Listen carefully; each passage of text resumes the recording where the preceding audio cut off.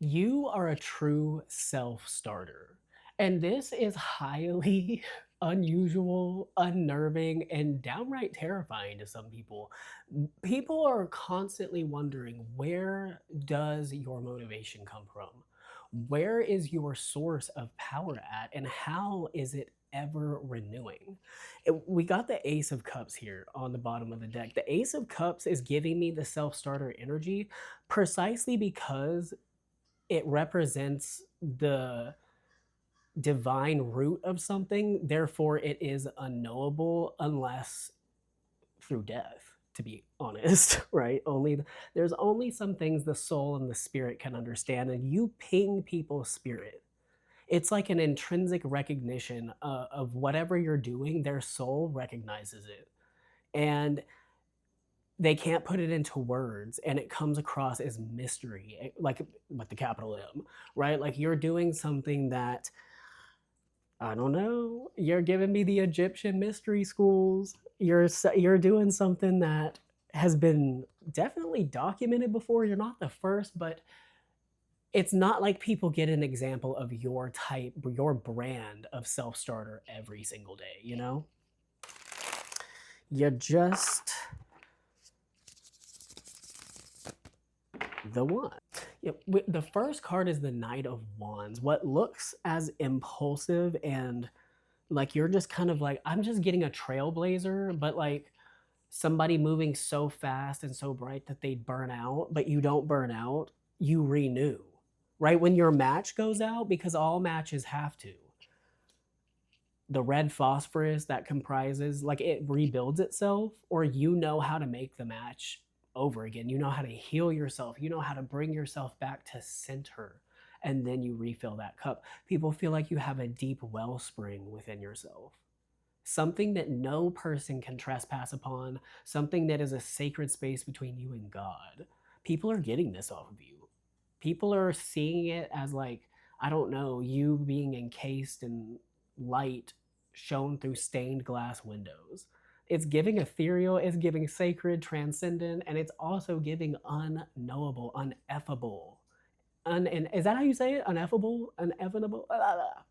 Anyway, we're going to look that up in a minute.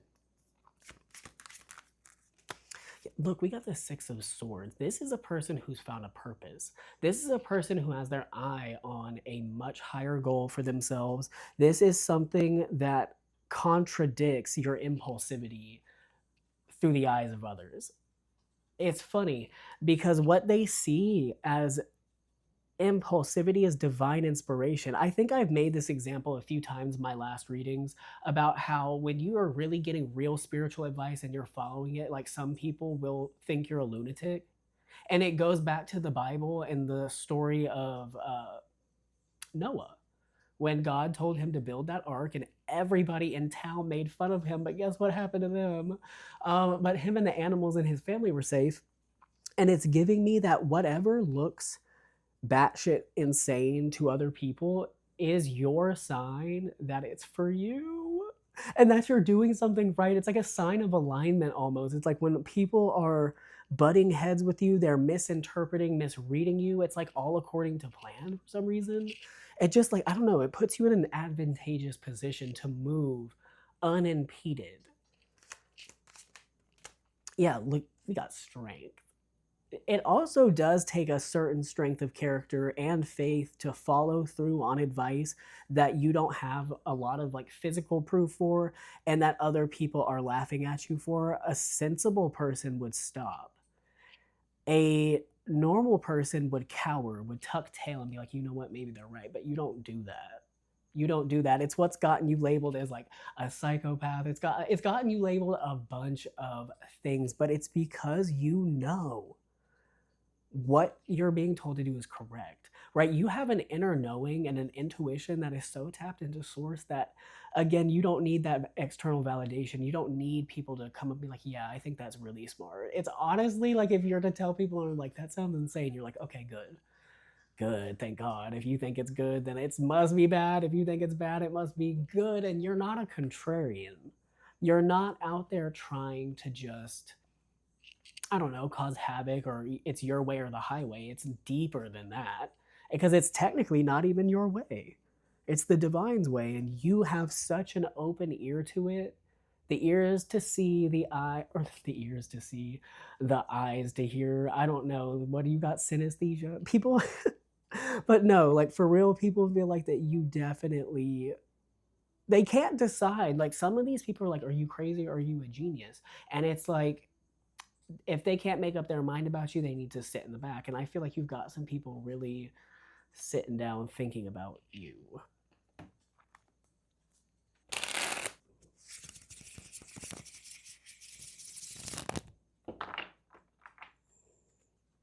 On that shuffle, I got the Four of Swords. There's something about your solitude, your choice to kind of like be in your own world while still connected and thriving in reality is unheard of. Most of the time, people will develop maladaptive daydreaming, which is a symptom of a mental illness because it directly impedes their daily life, right? Like they'll just start randomly daydreaming so vividly, so intensely that they just disconnect from reality around them.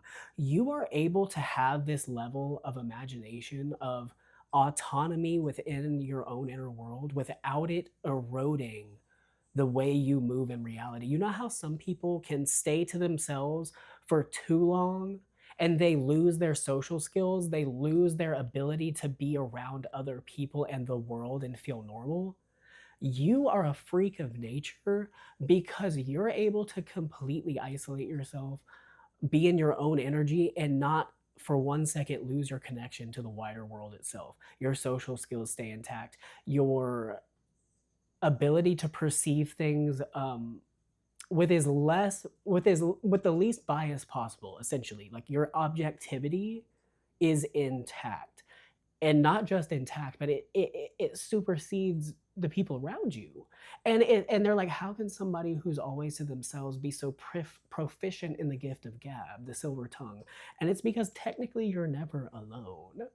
And that's what freaks them out too, because they're like, there's just something about you, collective. They're like, to them it may seem as off, but what it really is like you are just existing in a state that they cannot comprehend, right? Like you're alone, but you're not, right? You have your counsel, your spirit guides, the divine. Like it's honestly giving me the Sistine Chapel, that, you know, like the orders of angels, the different circles just going in and out of the different angels. And then obviously God is sitting in the center.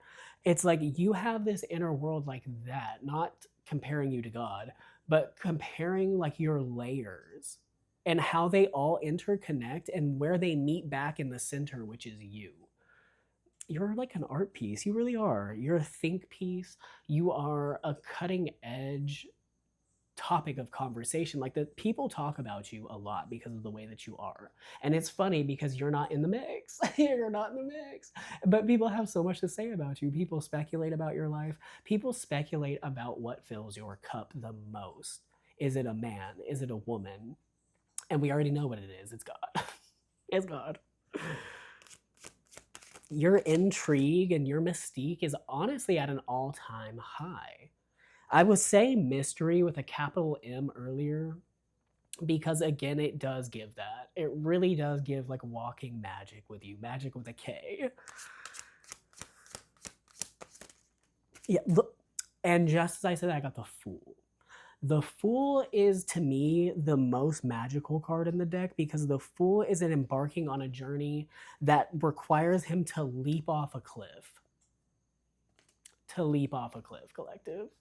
Does he have wings? No. But is he going to fly? Absolutely. Um, this is how you're coming across. Like people feel like you're jumping off cliffs, no rhyme or reason. You're not telling people about a thing that you're planning to do. You just do it. You really just do it. And it works. It works. You're such a mind fuck, collective. Voice crack, I don't know. People get choked up around you, even not choked up like they're gonna cry, but choked up like, how do I talk to this person? Their presence is ever expanding. And it's not that you're suffocating people, but it is, like I said in the last reading, your energy requires people to step up to the plate If they cannot shit, they got to get off the pot. If they cannot take the heat, they got to leave the kitchen because it's like it radiates from you and you're not turning it down. That's another thing. That's another thing. While it's like your embrace of yourself, embrace of solitude, and the recognition that not everybody handles you well. Not everybody can be around you and have their ego survive intact. And it's not because you're humbling people, it's not because you're one-upping them. It's just because you are that person who is going to do every single thing to the best of their ability. And yes, it pisses people off. Yes, it makes them mad. And yes, it makes them flee your presence. But this is not a bad thing, collective. If they cannot shit, they gotta get off the pot.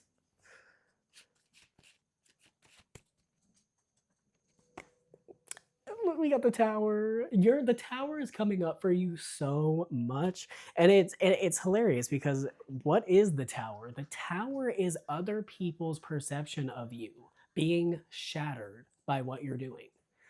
People were holding on to a version of yourself that was outdated. It was a shadow of who you truly are. It was a time in which you were integrating, right? So your own tower. It's almost like you have kind of like crystallized the power of your tower moment. And it's giving me like creating a boundary layer that if people try to move in a certain way against you, it's like it triggers a tower. It triggers like a breakdown of their perception of you into how it should be.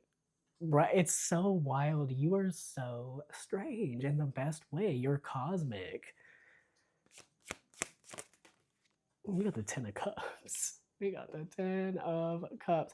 It's giving me stacking your wins. It's more than that too. It's a wholeness within. It's giving me like a building block, a blueprint. You have one. You have one. You could be, you are the blueprint. People are seeing you as a blueprint. With this 10 of Cups, people feel like that you are definitely like your position in life, the way that you've advanced in life is something to strive for, even if they don't like you. It's undeniable that you represent something. You represent like the true embodiment of an underdog because the world backs the underdog, by the way, or God backs the underdog. There's so many proof of it. David and Goliath is the number one, right? I don't know why I'm bringing up so much Bible today, but you're just giving that. You are. You are. But yeah, it's giving me like you were the least expected. So that, of course, meant you were always going to win. If you're counted out, God saw that you're counted out by everybody and it's all according to his plan. And I feel like you're the type of person that loves to be underestimated anyway. It gives you a chance to show up and show out. We got the Fool reverse this time. This is people feeling like they do not know how to leap and trust in the same way that you have. We get the Six of Cups, yeah.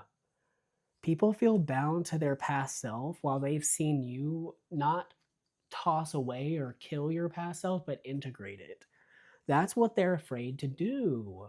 And that's why people are so fixated on you at this time, collective. They see, because when it came out for you, the Fool was upright, right? So you're that mirror effect almost as well. But you remind people during this time right now specifically that they need to cast away the ties that bind them to their old self. They need to stop being attached to something in the past, and you're the embodiment of unattachment, detachment. I don't know if you could see that on camera, but my light flickered. It pissed me off a bit. So again, oh my gosh, your light bulb is steady. It's getting brighter, but your filaments don't burn out. People feel like they're flickering. And then when they get around you, they are reminded that maybe they should change their light bulb. I need to go do that too. But anyways, yeah, like look, you're serving such a brilliant example because we're talking about light. There is a brilliance to you. Yeah, look, serving as that example, even from afar with a Page of Swords. It could be the smallest thing you're saying right now. It could be the smallest action. Excuse me. but you are literally having massive impact on people right now. Like huge, huge, huge. And I guess this is where we're ending. Spirit's giving me repeats, but we got strength. Again, you're walking in a power that is undeniable, that people see and they want to replicate it.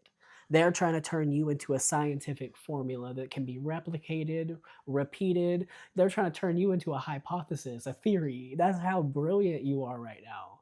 They think that if they can crystallize the blueprint that you embody, they'll win the Nobel Peace Prize. They got the golden ticket. They're made for life. That's how good your energy is.